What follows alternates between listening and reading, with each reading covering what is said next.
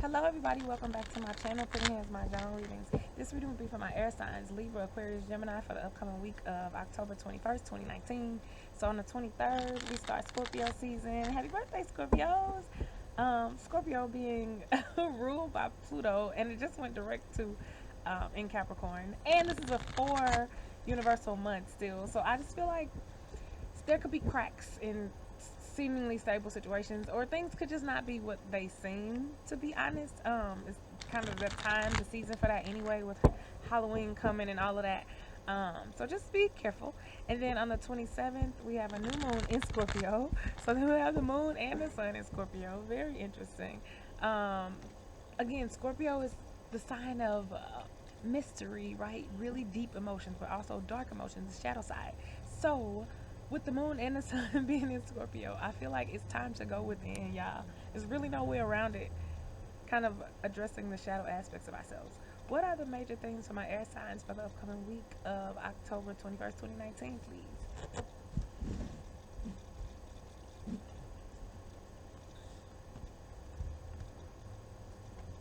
Oh, come on. This is what you got for us? I don't like this. Dag nabbit. We gonna make it work. Okay, so first of all, air signs. 3131, angel number 31. 31. Look it up, see if it resonates. So the first card and the second card are the same, as you can see. Some nonsense, but we gonna roll with it. The North. The North card. You remember the North is about isolation. It could be about sadness, depression, um, just general feelings of unease, anxiousness, just unhappiness, honestly. Um, hmm. But what did I just tell you? I just said that with the moon being in Scorpio, this new moon, these new beginnings, but the new beginnings come as a result of having to go through the nonsense. Basically, that's what that is. Um, New moons in Scorpio, and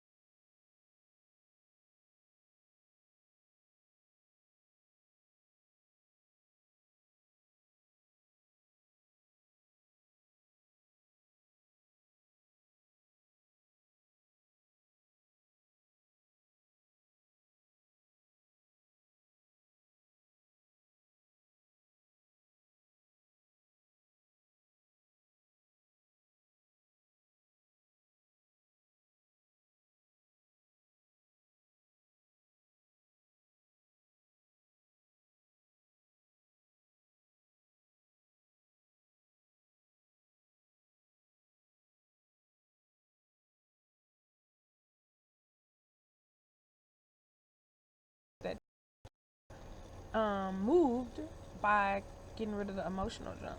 Ain't that something? Sun came out again. Three bamboo told more about healing, but the number three is also about what? Creativity, self-expression, joy, happiness, like the loot, right? Being okay with yourself. That's the East card. Focusing on yourself and being okay with it. Contemplating who you are, right? Allowing the divine messages to come to you, allowing your higher self to speak to you, and then allowing the healing to take place. But look, the toad is still contemplating. He's still taking it in. It's the new moon. The toad is looking at the full moon, right? About completion. So this bringing negative aspects or shadow aspects to completion of yourself. Let's see how this wraps up. I'm very curious now. Okay. It's not too bad, y'all. It ain't too bad. It's just sun and moon in Scorpio. I mean, what do you expect? Um, got another lotus right underneath the lotus, right? Again, change, change, change, rebirth, rebirth, rebirth. Make sure that you are reaching for it. You are allowing these things to come. This flood of emotions, this healing energy. Allow it to come, wash over you. Because yes, Scorpio is ruled by Pluto, and it's a sign of darkness and all this other stuff. But also remember, Scorpio is a water sign too, which is also very gentle, also very considerate, very compassionate, very kind, very deep emotionally. Right? So it goes both ways. You can't have, only one side of it. Everything has a duality. And particularly when it comes to Scorpio. 9 circles unicorn. So these new beginnings could be bringing new financial opportunities, right? These barriers being lifted as a result of your having dealt with the emotional issues. I know that sounds crazy, but sometimes that's how the universe works, right? Two different seemingly unrelated aspects.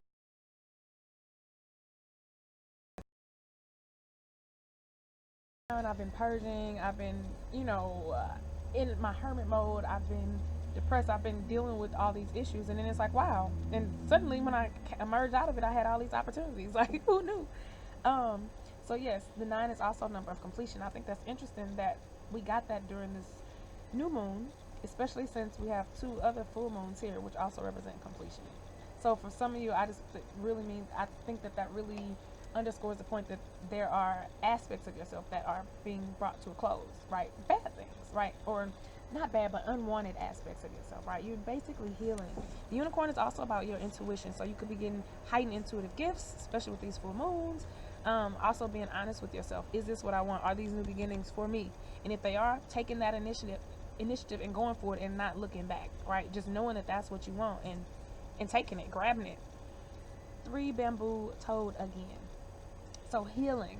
I feel like the fact that this is underneath the toad, that's crazy. 2 lotus, 2 toes. It's only 4 in the whole deck, 144 cards. 2 north. The message is emphasized, right? It's all about healing this week. Don't let it discourage you. Don't let anything get you down or what's going on. It's about healing. It's about rebirth, renewal, dealing with your shadow self. Remember, sun and moon in Scorpio. That's kind of what it's made for, right? That's what it's made for.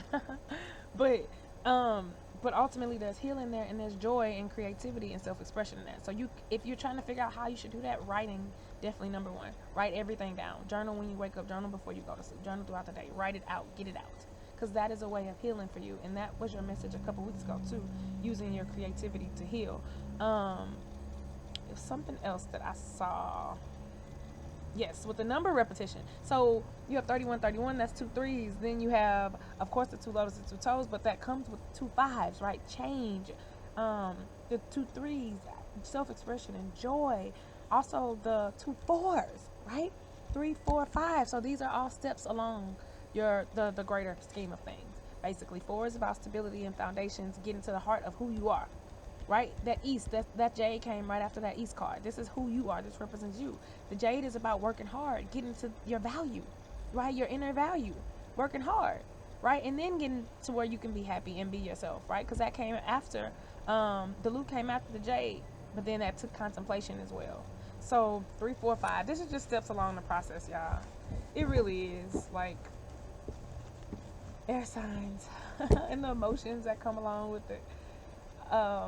The water signs, moon and sun being in the water signs, and air signs don't really do emotions like that. Ruled by Mercury, like, let's get it. Like, everything is in the mind and mental, but that ain't the time for it, y'all. All right, Libra. So you got the East card, angel number 8282, Libra. Look it up, see if it resonates with you. This is really about you healing yourself, Libra. This is not a time for you to try to deflect or distract yourself by healing other people, right? Because yes, we still got a couple more days of your season. Don't try to use that as an excuse to hide behind your own healing, Libra. This is about you healing. This is about your happiness, right? If it gets too murky or too uncomfortable, right? Don't try to run and be like, I'm just gonna help other people solve their problems, right? No, Libra, it's about your healing ultimately. So keep that in mind.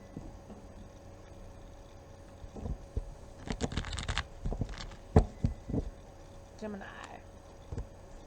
One circle pearl. Okay. Angel number 101, Gemini. Look it up, see if it resonates with you.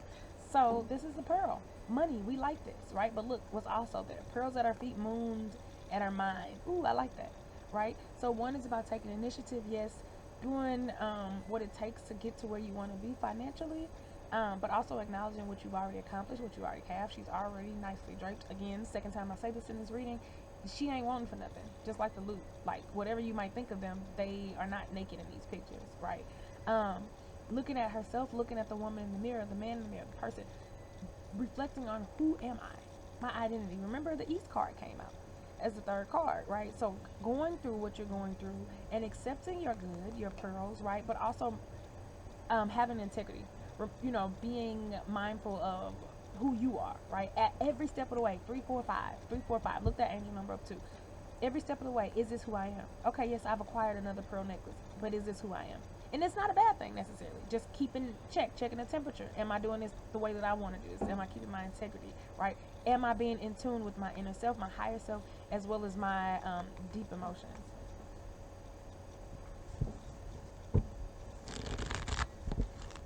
Last but not least, Aquarius.